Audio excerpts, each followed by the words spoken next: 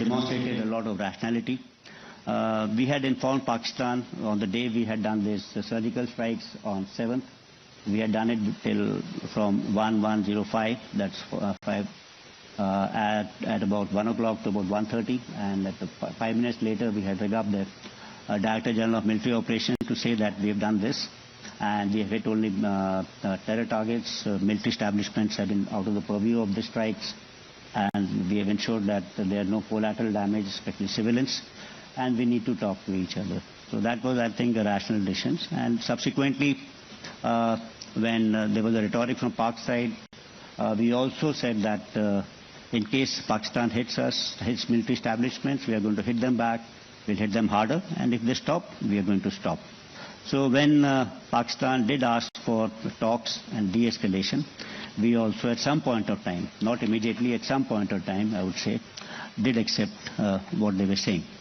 So this is what I thought was the political part of war.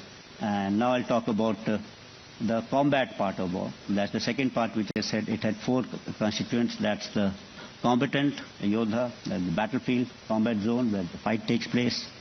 It talks about technology, and 4th is about tactics. So these are the 4 things I think important part of warfare.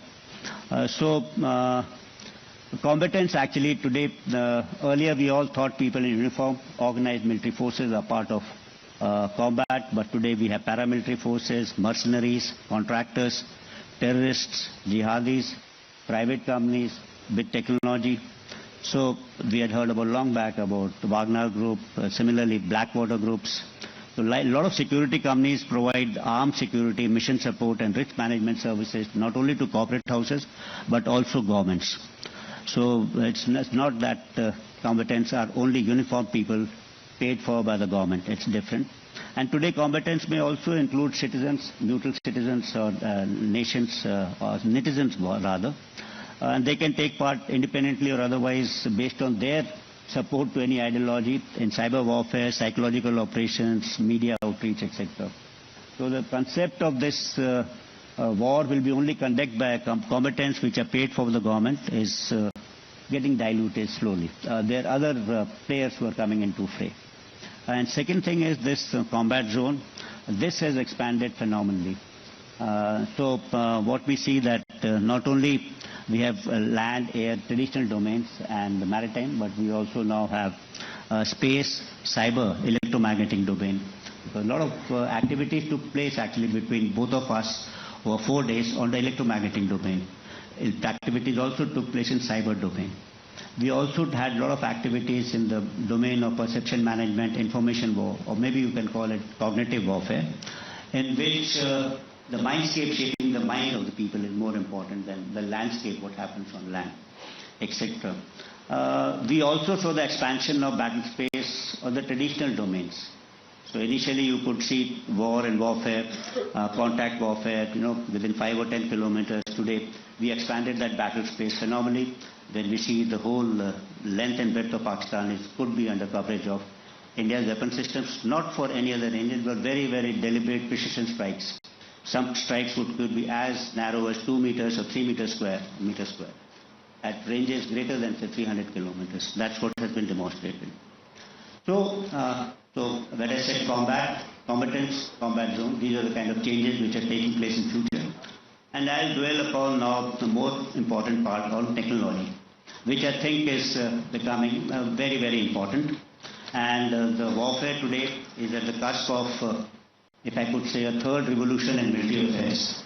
The first revolution in military affairs was something to do with maneuver warfare, which came about because of advances in ground mobility and air mobility. You could transport people faster. It also was there because of long ranges. The second revolution in military affairs was net-centric warfare, in which battlefield transparency, situational awareness, this became important. Information dominance became important. That came about by the US Armed Forces because of advances in communication technology and computer technologies and ICT. And today we are at the cusp of a third revolution in military affairs, which I have termed as convergence warfare, because what we are seeing is not one technology, but there are a number of technologies which are affecting warfare presently, and they'll happen in future. All of these are heralding a new change in warfare, which is bringing about a change which is disruptive and non-linear. And it's actually occurring at a pace which is unprecedented. And these technologies range from sensor, advanced materials, propulsion, hypersonics, artificial intelligence, big data, advances in cyber, space, all of them. But what happens is generally we take all these advances in technology and consider them as one fact. What I will do is I'll try and identify 4 trends in these technologies to see where warfare is progressing further. So the first trend which I talk about is sensor technologies, and this is ushering in a new level of battlefield transparency and situational awareness in the field of warfare. You see, we have natural and man-made sensors. It's a competition between these two, if you have it, say. So we are about 8 billion people on this earth. So we have 16 billion eyes actually as sensors. We're seeing each other. Today we have maybe having more than 8 billion artificial ISR sensors operating. All of us having a mobile phone which has got a camera, you've got a laptop, iPad, etc., which has got a sensor. There are a large number of cameras over here. There are sensors of this room which are capturing those images. You go outside on this road, there are a number of sensors over here. There are sensors deployed in air, there are sensors deployed in space, there are sensors deployed undersea, there are sensors deployed in... So it's not only the range of sensors, but the deployment of sensors is much more than what natural way you can do it.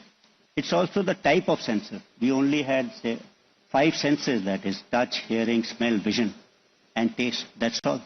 But today the kind of sensors we have is seismic, chemical, biological, optical, SAR, infrared, LNT, AIS, acoustics, ultrasonic, magnetic, electromagnetic, quantum, atomic, radio frequency.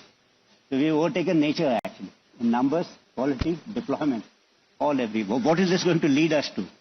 This is going to lead us to absolute transparency. So today there cannot be anything like surprise in battlefield. It's everything is open. And second thing, I think today when we talk about if there is no surprise, then the only way you can do is by deceiving him probably. You'll have to think of different kind of techniques in warfare. The second trend, I think, is related to speed, velocity. I call it celerity. And this segment is driven by advances in hypersonics, whether it is guide or cruise. We saw that BrahMos missile at 2.8 Mach. You can have today missiles at 10, 7, 8 Mach flying. We also have fractional orbital systems. Along with this, what's happening is stealth technologies are coming in, so it becomes very difficult to detect. In any case, you start having drones, which are very, very small, and you can have drones in swarms. So there are no radar systems which are actually made to track large aircrafts moving at a reasonable speed of 1 or 2 Mach. Then you have one hand hypersonic weapons which are following different kind of trajectories, and on the other hand you have drones which are as small as this. And this also there are no radars which can actually track it, and then you can move it in swarms, etc. So what's happening is all this in combination, lower radar signatures, high speeds, and intelligent routing, etc., are making these kind of threats invisible, inaudible, undetectable, and hence untargetable. So you're kind of vulnerable everywhere.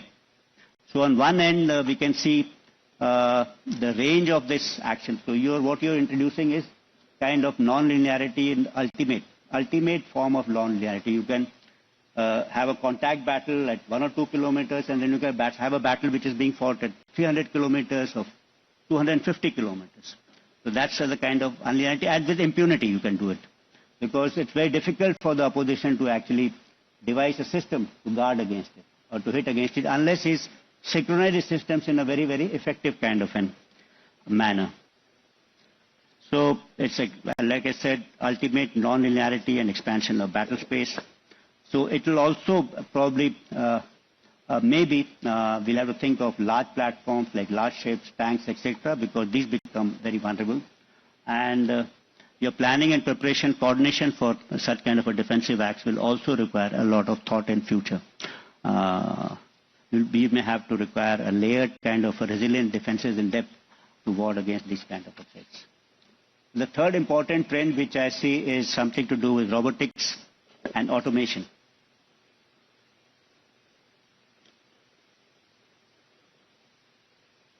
And this includes unmanned systems, autonomous systems, along with, now you have manned and unmanned.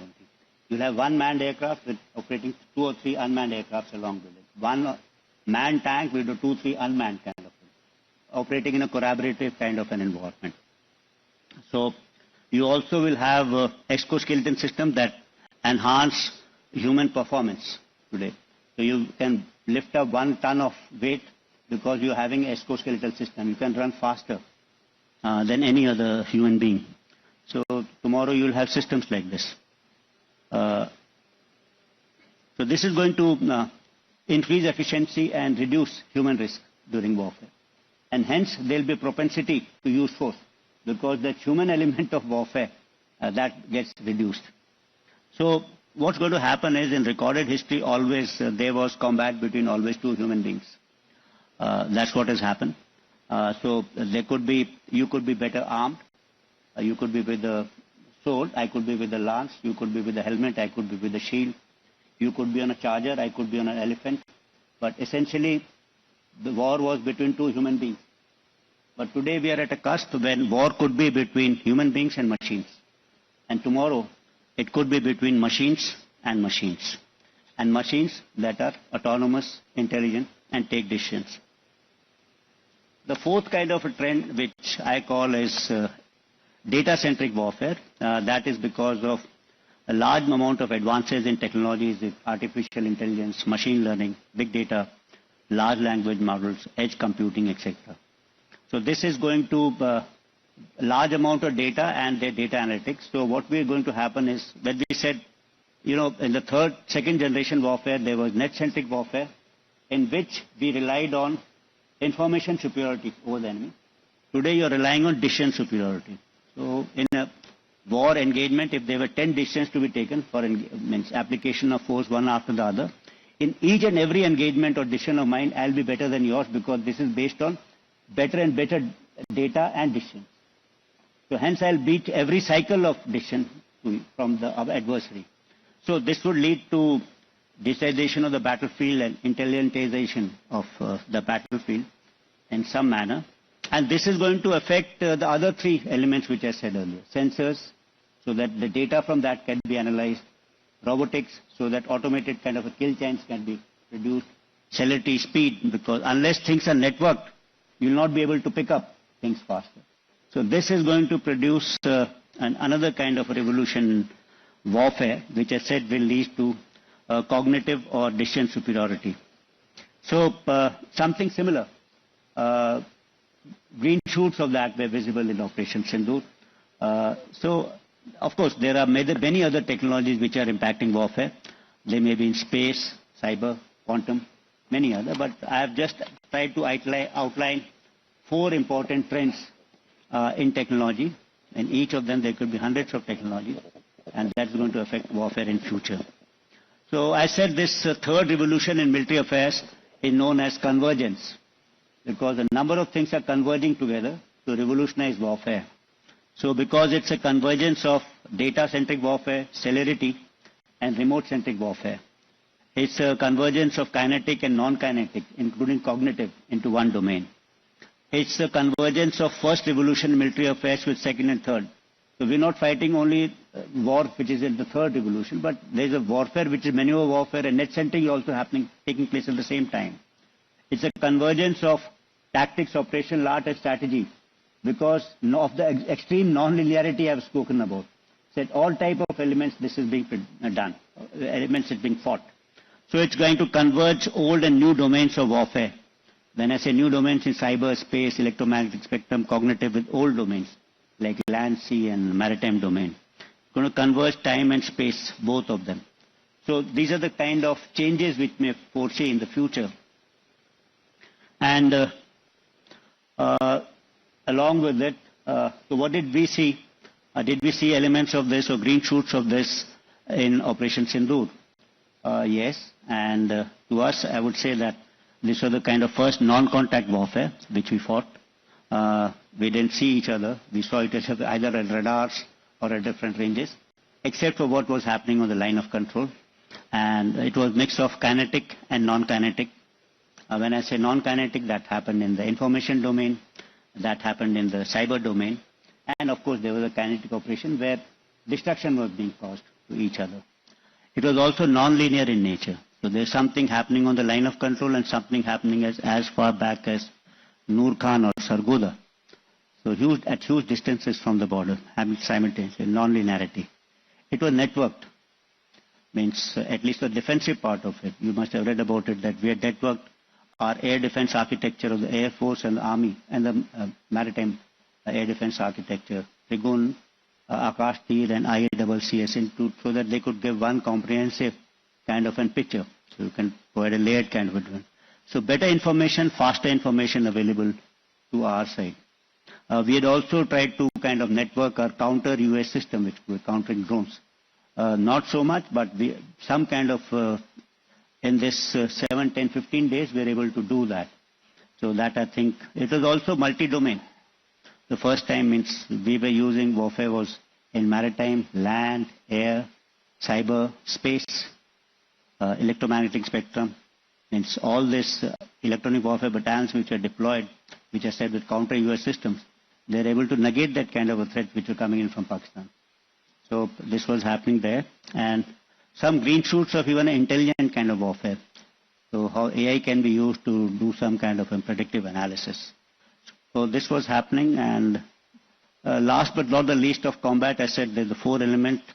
The fourth element I talked was about tactics and strategy, and how that's getting affected. That's about, I have spoken about in parts. That's about demassification of the battlefield.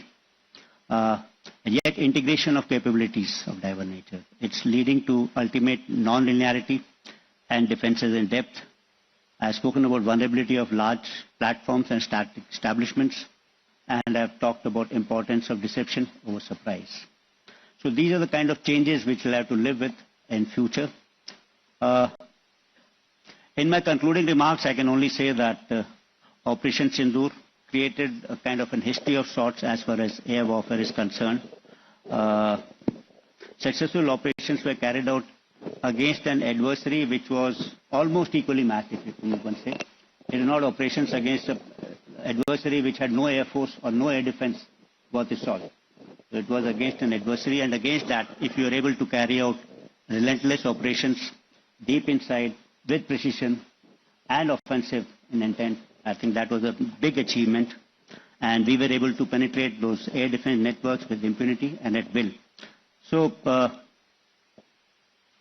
history, because I'm saying this is because exhibition of this particular superior air power was demonstrated against someone which already had some good capabilities in this particular field. So that was all I had to say about future warfare and wars. I hope you get a fair idea as to how warfare is evolving. And this particular preparedness of the armed forces is first about by thinking. We should be able to understand where warfare is going so that we can change our tactics, get your equipment profile right, understand, have your organizational structures right, have your doctrines and concepts right. So in this particular thought process, in this whole, it's not the job of only the armed forces, people like me, or this young generation who are going to be doing this probably after 5 or 10 years, but it's also the role of veterans, the academia, everyone else, the whole of nation, to understand where we are evolving, what's happening, so that we are better prepared as a nation to take on these kind of challenges. Thank you everyone for this patient hearing. Thank you, sir. Now I can take on a few questions. A small request. Yeah. We will have a vote of thanks from 2 questions. Okay. We'll have a question and answer session. Yeah. Due to paucity of time only, we will receive 2 questions from the Department of Defense and Strategic student. One from this side and one from this side. So girls, anyone from this side? Yeah. Hello. Good afternoon, sir. Thank you for your insightful lecture on future wars and warfare. So my question is, what are the losses incurred or experienced by Pakistani side during Operation Sindoor? And from this, what can be the potential strategic insight we can draw for future conflicts and the evolution of warfare, sir? Very nice question. You know, when I was asked about losses on our side, I said these are not important. The results and how you act is important. So it would be not very correct to talk about losses, means numbers, etc. Means I'll give a detailed kind of an answer on this. You see in a match, suppose you go into a football match and you win 3-2. He scored 2 goals and you scored 4 goals. So that's an even-sided match. But suppose you go on in a test match, cricket test match, and you win by innings defeat. Then there's no question of how many wickets and how many balls and how many players. It's an innings kind of defeat.